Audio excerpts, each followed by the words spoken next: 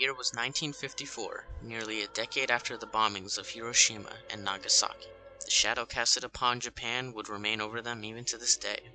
The casualties, the death, and the horror is something the people of Japan would never forget.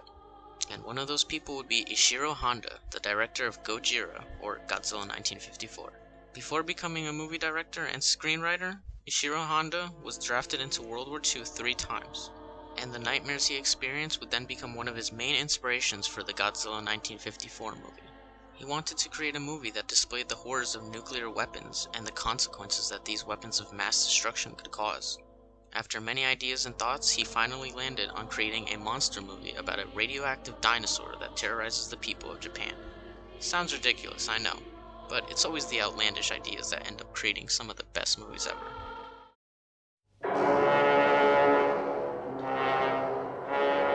After a fishing boat ends up missing, the people of Japan try to find a rational explanation as to what is going on. A team of scientists are sent over to discover the whereabouts of Odo Island, where they discover tons of radioactivity on the shoreline. That's when they discover that the missing boats were caused by none other than a prehistoric creature known as Godzilla. After this, one of the researchers named Dr. Yamane uncovers that Godzilla is a prehistoric creature that was awoken from its slumber by the nuclear bombs dropped by the United States during World War II. Everyone is in agreement that they should kill the creature, while Dr. Yamane wants to keep it alive and study its resistance to radiation. The majority dismisses Yamane's statement and agrees to use the military's power to kill the monster. Soon after, Godzilla shows up and absolutely lays waste to Japan. The military's weapons can do nothing to Godzilla, leaving Japan powerless in the face of Godzilla. Slightly before the attack on Japan, Dr. Serizawa, a former World War II soldier, accidentally creates a new superweapon that can disintegrate oxygen molecules in the surrounding area, therefore causing anything in that area to die of asphyxiation. This weapon is known as the Oxygen Destroyer, which is so powerful it could potentially lead to the end of humanity, if used by the wrong people. Which is exactly why Serizawa refuses to use the weapon against Godzilla, due to his fears of mankind trying to weaponize this creation and use it to create even more casualties than the atomic bombs did in World War II. But after seeing the destruction and death left behind by Godzilla, Serizawa ultimately decides to use the Oxygen Destroyer. At the end of the movie, Serizawa kills Godzilla and himself, that way no one on this planet could have the knowledge to recreate the Oxygen Destroyer. And even though Godzilla is dead, the ending doesn't feel like a triumphant victory. In most monster movies, they usually tend to end with the monster dead and the humans celebrating their victory. But after Godzilla's death, Yamane states that if nuclear testing continues, there is a chance that another Godzilla could appear. The uncertain future is perfectly displayed with the somber music that plays at the end of the movie.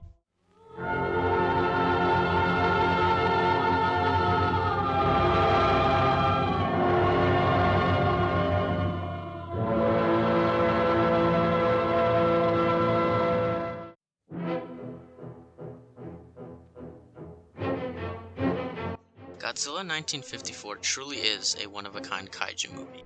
Although I love the goofiness of the Showa era, the consistency of the Heisei era, and the special effects of the Millennium era, in my opinion, this is the movie that stands at the very top of Godzilla films. Godzilla in this film isn't a hero, nor is he just a bad guy, but a representation of the dangers of nuclear weapons.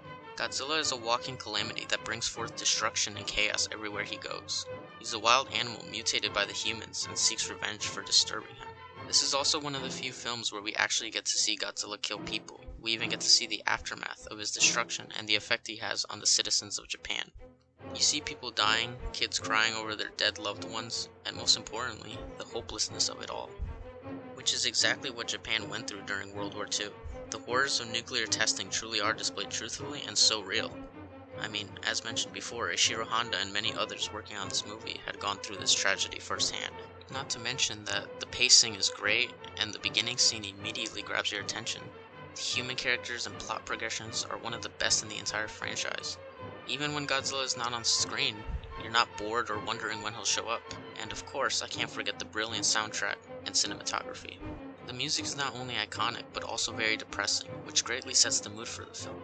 And the way they make Godzilla look intimidating by filming from low angles is genius. It's crazy how they were able to make a guy in a rubber suit look genuinely terrifying. And the uncertainty of Japan's future was a great way to end the movie. I mean, what can I say? I love this movie, and it truly is both a beautiful and terrifying film.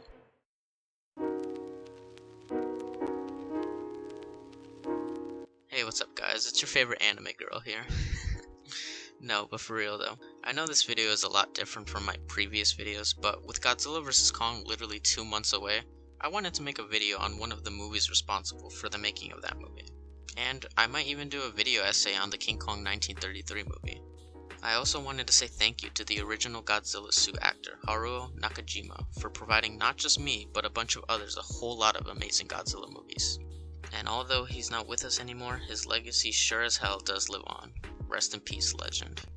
Oh, and one more thing. If you enjoyed this video, I would highly appreciate a like and a subscribe, because I really do enjoy making these videos, and hopefully one day, I'll be able to pull off this whole YouTube career. But anyways, I'll see you guys in the next video. Thanks for watching.